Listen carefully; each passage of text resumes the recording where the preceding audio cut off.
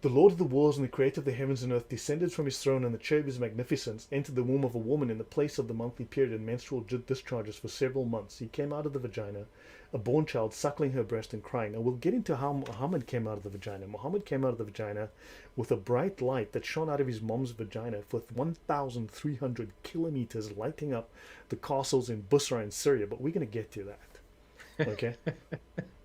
So he grew up eating, drinking, urinating, recovering from illness and sickness. Then he made a plot against his archenemy, Satan, by giving himself away to his enemies, the Jews, who arrested him and drove him to 2 slabs of wood to crucify him.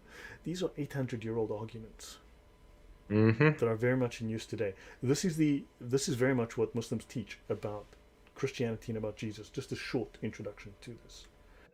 Okay?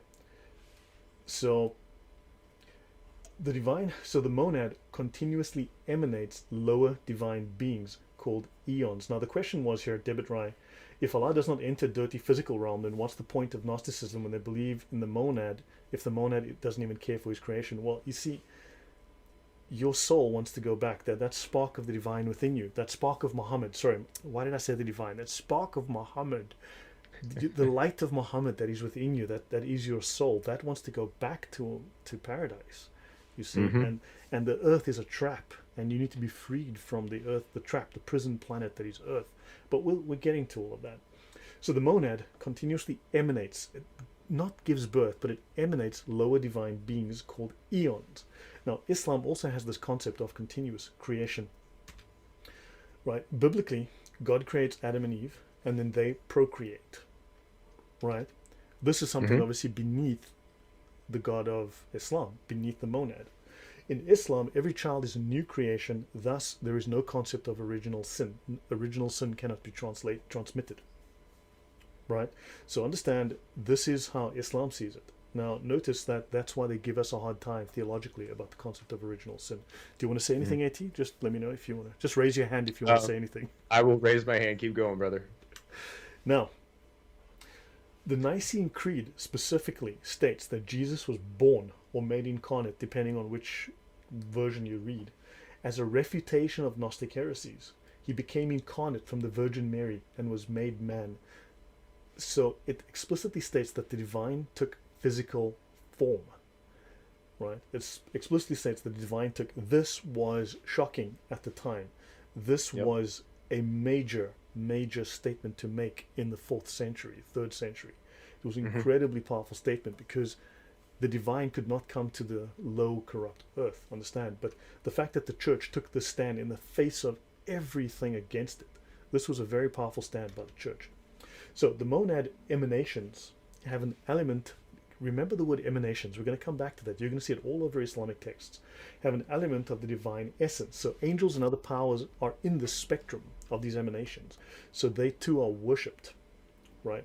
And of course, Jesus is on this spectrum too. So he's worshipped, but he's not a supreme being, right?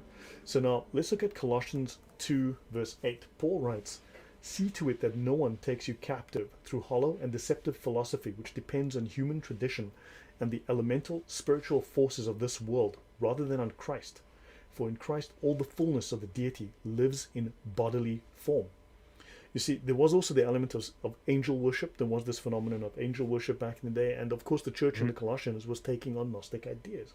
Paul wrote this letter to them to say, I'm sorry, but you do not worship, you do not pay regard to other elemental forces, and you do not accept the idea that the Gnostics teach that Jesus wasn't real. He came in bodily form.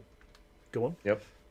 Well, I was just saying, so that's what the Gnostics believe, right? The Gnostics believes that because Christ was so pure that he did not actually take human form. He was not flesh and blood. He was some sort of aberration or um, the theocracy or sorry, I'm losing words here, but so they thought that he just came basically in the spirit, but not in the flesh. So this is kind of where Gnostic ideas and Islam invert, right? So the Gnostics took on this idea that Christ was some sort of divine being, or some versions say that he was actually God himself. So they did not deny the pre-incarnate Christ, whereas the the Islamic version of him, they invert that, right? So Yeah. they don't give him any kind of Yeah, pre we'll incarnation. discuss that in more Yep. depth as we go.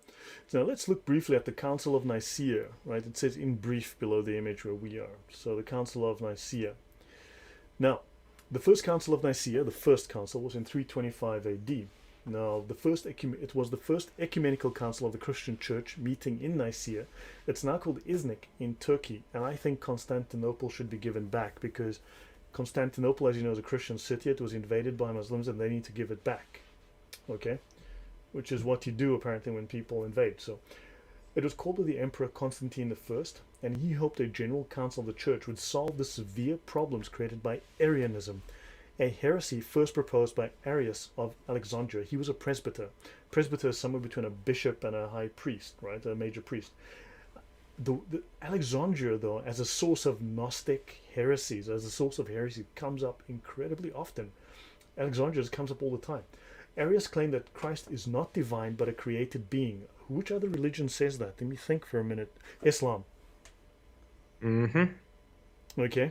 They explicitly state that he was a created being and Christ is not divine. Now, Arianism was condemned as a heresy. Now, let's look at the Nicene Creed, because the Nicene Creed was created at the Council of Nicaea. So the Nicene Creed is a refutation of heresies, and the Council of Nicaea was a refutation of the Arian heresy. Okay, so Emil Blonzi says original sin cannot be transmitted in Islam, but Islam also says if Eve would not have sinned, the women's would not have betrayed Islam. Yeah, well, Islam is a mess. Okay, yeah. So Michiel van der Vlis, the amount of apocryphal and Gnostic writings Muhammad copied, most certainly, even Talmudic Mm-hmm. writings. Right. Yeah. Let's continue. So the Nicene Creed. I'm only going to look at 2 pages of it. Okay, otherwise it would be a whole day.